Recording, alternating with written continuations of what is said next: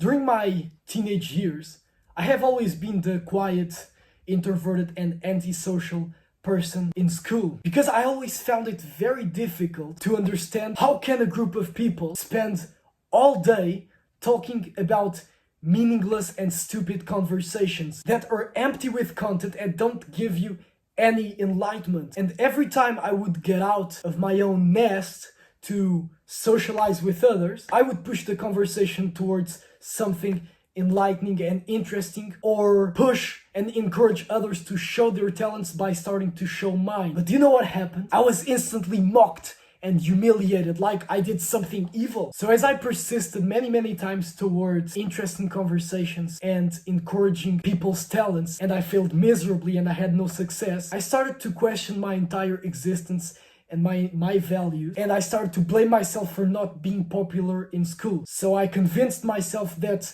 meaningful conversations and talents don't really matter, which made me fit in. So I started to fit in the group of people having stupid and empty conversations, but I still failed towards trying to fit in because I wasn't good at it. People were still mocking me from behind. But one day, something clicked, and it was that every time I would hang out with circles of higher society, from family and parents' acquaintances, it was very easy to have long and meaningful conversations, and when I would express my talents, I was praised a lot by them. Not only by older people, but by people my age, when I was around 14 and 15. Also, when I was 13 years old, I had my first kiss, and it happened while I was traveling on vacation. And this girl was the first one in which I had really long and meaningful conversations, and we spent hours talking about our dreams and inspirations, even though we were 13 years old. Meanwhile,